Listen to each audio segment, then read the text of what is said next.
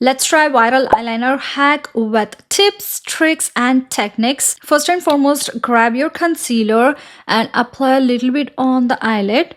Just in case if you want to cover any pigmentation that you have on the eyelids, blend out well. Then lightly set the concealer with powder just to avoid any creasing.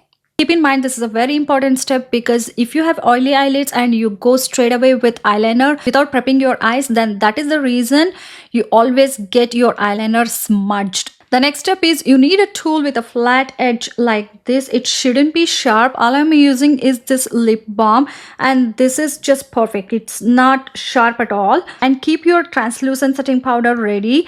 I'm using Laura Mercier translucent setting powder. You can just use any powder that you already have. Take the tool and then dip it into the powder. Make sure it is nicely coated with powder. You can just press once and see, we should get a line like this. So make sure the powder is nicely coated and all you have to do is stamp this one starting from the end of your lower lash line towards the tail of your brows, and you need to create a triangle there. Just go like this. Once we have this line, which is perfect, you need to draw another line. Close your eyes and then draw another line like so. We have a triangle right here, right? I'm just gonna stamp again. See, we have a nice triangle here, which is perfect. Once you have this perfect triangle, all you have to do is go with your eyeliner.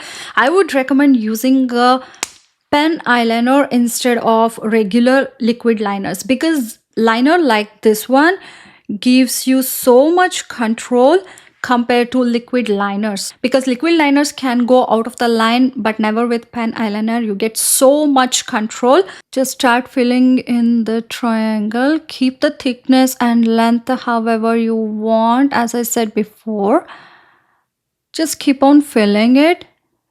So once you have filled in, wait, let the eyeliner dry. Okay, give it a couple of seconds to a minute. Just in case if you're wondering which eyeliner I'm using the Kaja Beauty one.